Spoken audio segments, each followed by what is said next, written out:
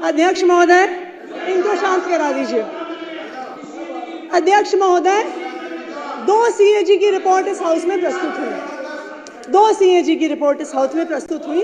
जब पहले दिन, अरे करनैल जी, दुनिया में बहुत सीएजी की रिपोर्ट से एक कपिल पर्ची पकड़ा दीजिए इनको, एक पर्ची पकड़ा दीजिए इनको इस मुद्दे पर। अध्यक्ष महोदय, 2 सीएजी की रिपोर्ट इस हाउस में प्रस्तुत हुई। अरे बैठ जाइए, बैठ जाइए।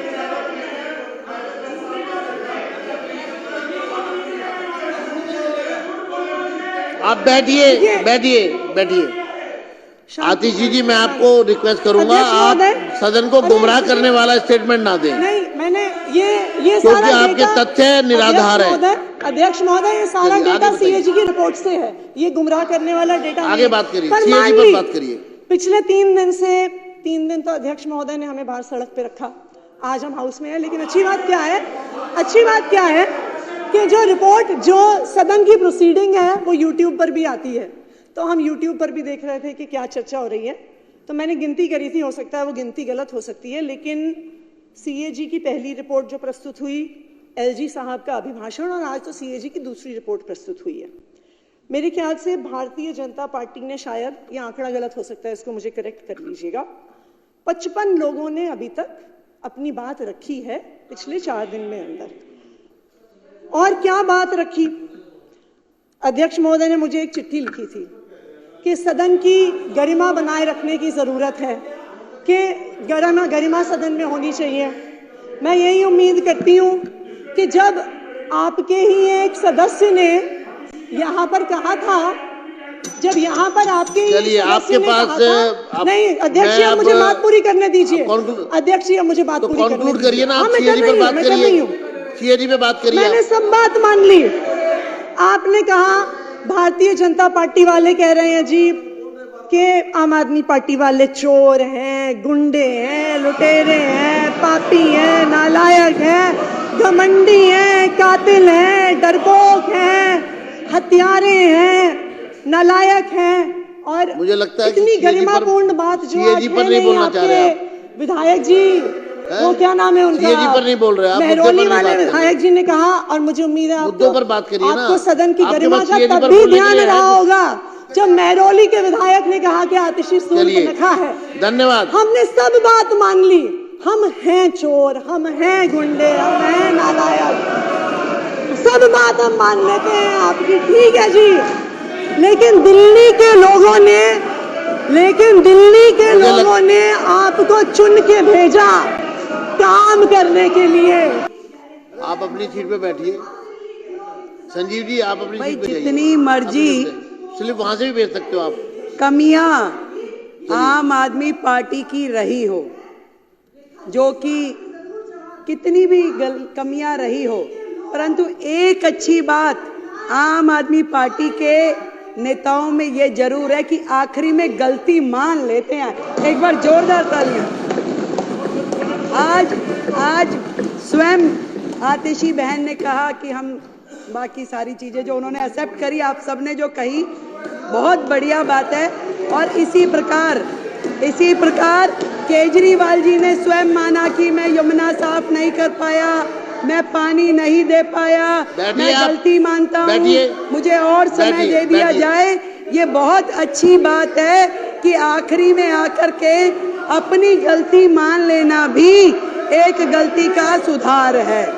अध्यक्ष जी, मैं तो केवल इतनी बात कहूंगी कि आतिशी बहन, हमारी इस सरकार में मेरे अलावा 4 बहनें हैं। मुझे चिंता होती है आतिशी जी की, बहन है हमारी, कि आतिशी जी आप केजरीवाल साहब का इतना साइड ना लीजिए, इतना साइड ना लीजिए। और आपसे कहना चाहूंगी कि तू इधर उधर की ना बात कर, तू इधर उधर की ना बात कर, ये बता कि काफिला कैसे लुटा। और आज केजरीवाल जी आपको यहाँ फंसा के न जाने कौन से बिल में घुस गए हैं। जब वो स्वाति मालीवाल को अपने घर में बुला करके उसके साथ दुर्व्यवहार कर सकते हैं, तो आतिशी जी आप भी कोई दूर नहीं है। कल को आपके लिए भी बैठिए, कोई बैठिए, घटना बैठिए, दुर्घटना ना हो, बैठिए। इस बात की मुझे चिंता है।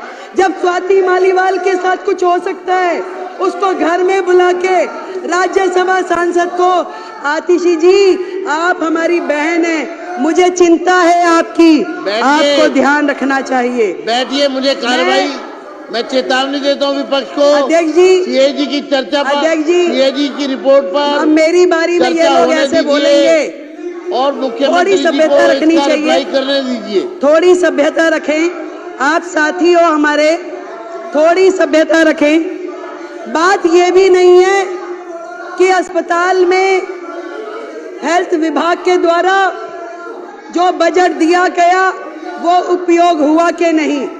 बात ये भी नहीं है कि कितने बेडों की जरूरत थी और कितने मिले। बात ये भी नहीं है कि दवाइयाँ जो चाहिए थी जनता को वो दी नहीं गई। बात ये है कि जो दिल्ली के लाखों लोग इनके अस्पतालों की वजह से धक्के खाते खाते दुखी हुए, उसके जिम्मेवार ये आम आदमी पार्टी के लोग हैं।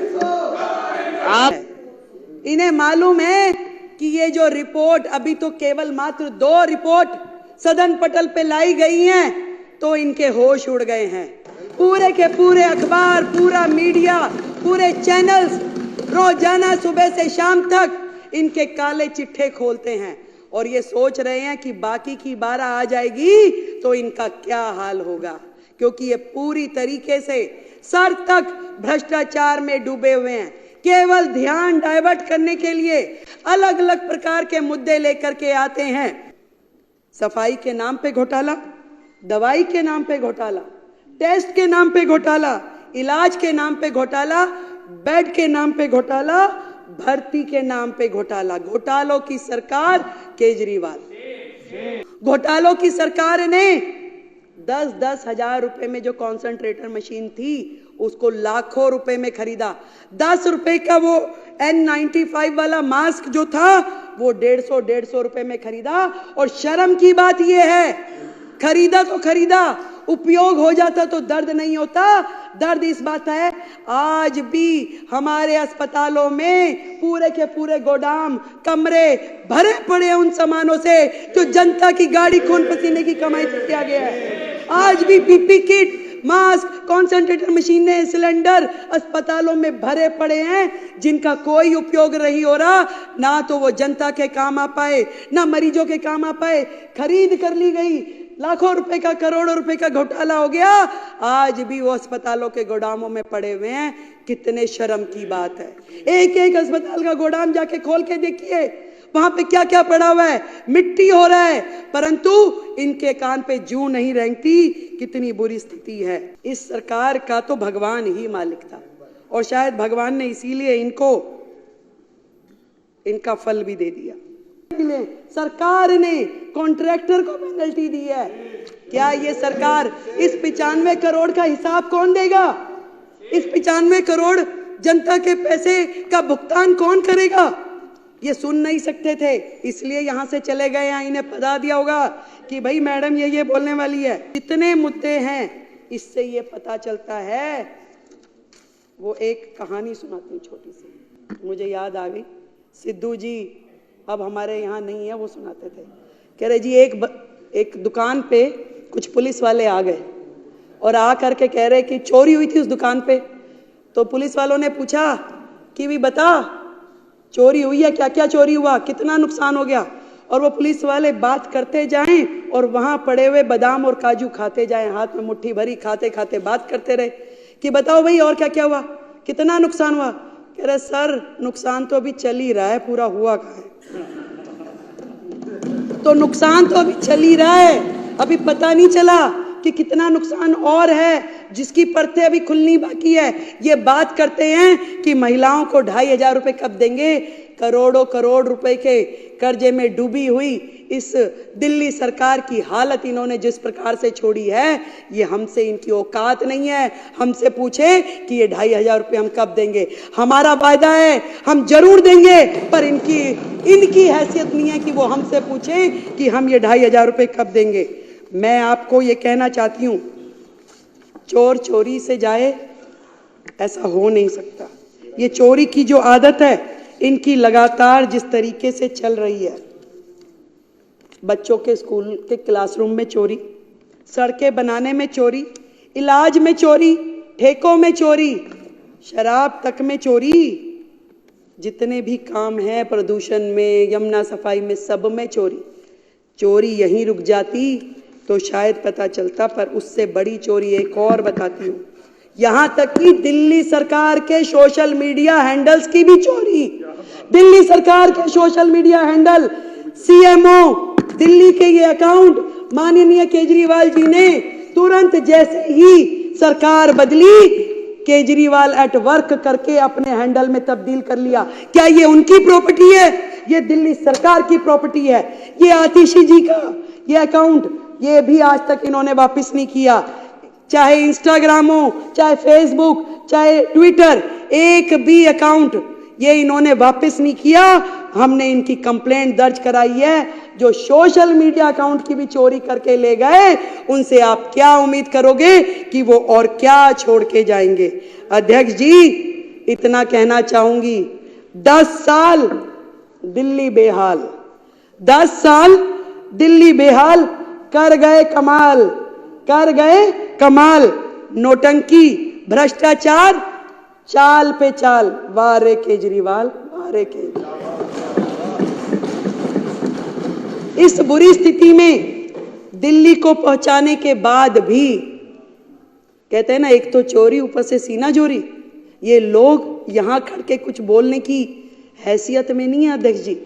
ये हमारी और उंगली उठाने के से पहले ये देखे कि जो उंगलियां इनकी तरफ है उसका जवाब तय करके आए। आज जिन परिस्थितियों में हमें दिल्ली सरकार मिली है, हम अपनी पूरी मेहनत के साथ में काम कर रहे हैं। एक एक विभाग जिस तरीके से कर्जे में डूबा है, जो उसकी हालत है, सबको समझने में, सबको उठाने में न जाने हमें कितना वक्त लग जाएगा। परंतु हमारी नीति और हमारी नीयत स्पष्ट है, साफ है, ईमानदारी से काम करना चाहते हैं। और हमारी ये पूरी टीम, मैं और मेरे पूरे मंत्री, सभी विधायक, दिल्ली को इस भयंकर स्थिति से बाहर लेके जाएंगे और वो सारे काम करेंगे जो दिल्ली के हित में है। आज इस सदन के माध्यम से मैं बताना चाहती हूँ। अभी केवल 2 रिपोर्ट आई हैं अध्यक्ष जी, अभी बाकी आनी बाकी है। तो यही कहना चाहूंगी कि इब्तिदाए इश्क है, रोता है क्या, आगे आगे देखिए होता है क्या। बहुत बहुत धन्यवाद।